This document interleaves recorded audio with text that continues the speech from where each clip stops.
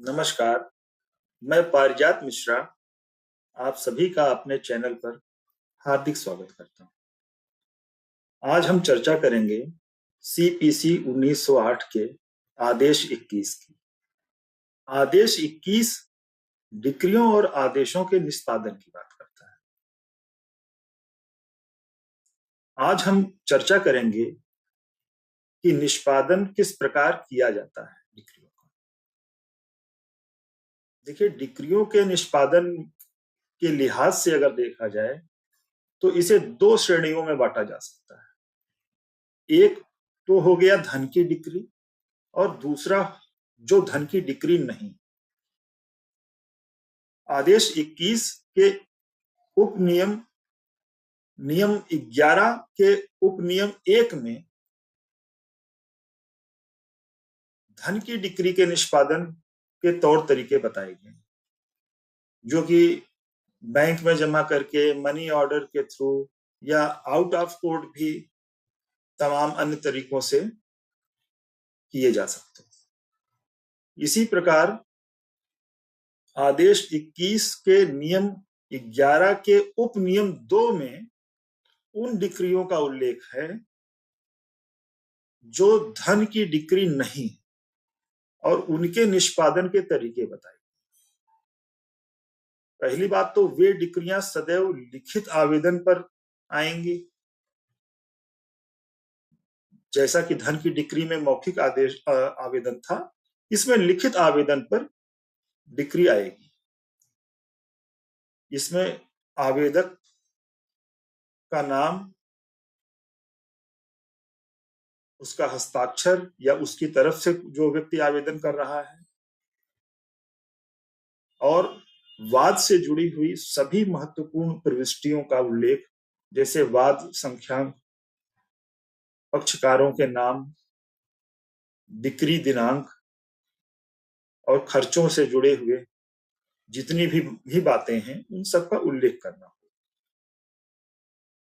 और इस आवेदन के साथ में डिक्री की एक सर्टिफाइड कॉपी लगानी हो और उसे लगाकर हम कोर्ट में पेश करें।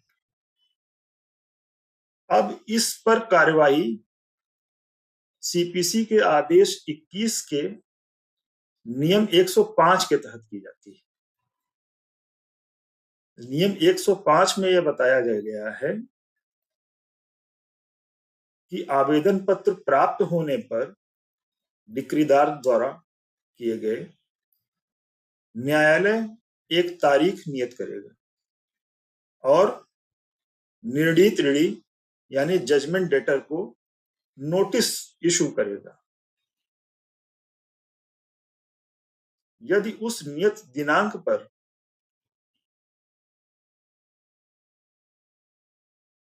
जजमेंट डेटर उपस्थित रहता है, निर्णीत ऋणी तो उपस्थित रहता है किंतु डिक्री धारक उपस्थित नहीं रहता, तो वो डीडी में चली जाएगी, वो खारिज कर दिया जाएगा। और इसका उल्टा, यदि नियत दिनांक पर डिक्री धारक तो उपस्थित है लेकिन निर्णीत ऋणी उपस्थित नहीं है, तो ऐसे में न्यायालय एक पक्षीय कार्रवाई, एक्स पार्टी प्रोसीडिंग करेगा। जाहिर सी बात है, ऐसी एक्स पार्टी प्रोसीडिंग से प्रतिपक्षी पीड़ित होगा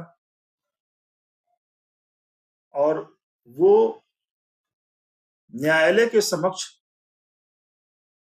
रिस्टोरेशन एप्लीकेशन लाता है।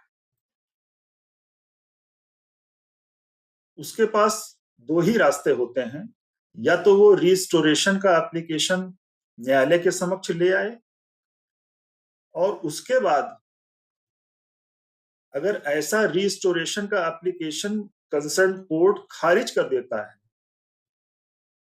तो ऐसी खारिजी के आदेश से पीड़ित होकर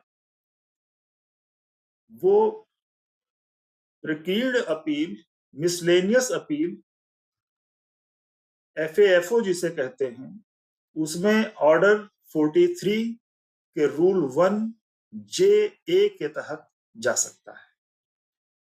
तो आज आज हमने आप सबको ये जानकारी दी कि डिक्री के निष्पादन किस प्रकार से होते हैं।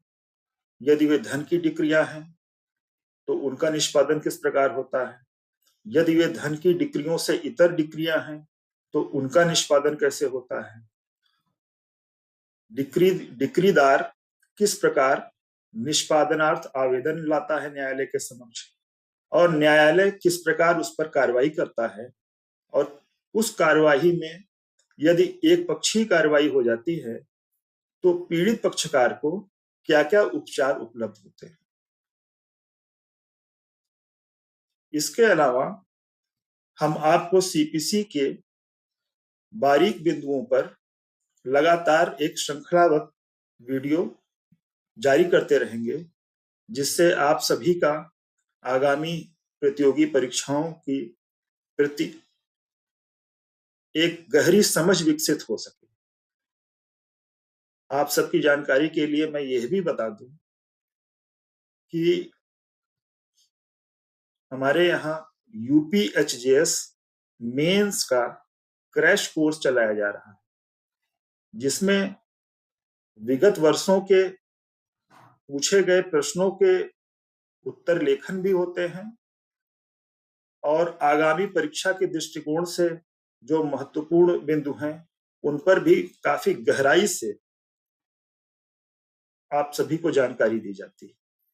तो इच्छुक व्यक्ति जो हमारा यूपीएचजेएस मेंस का क्रैश कोर्स करना चाहते हैं, वे कृपया कमेंट बॉक्स में अपना संपर्क लिख सकते हैं, और नहीं तो दिए गए संपर्क पर मुझसे व्यक्तिगत रूप से संपर्क कर सकते हैं। बहुत बहुत धन्यवाद।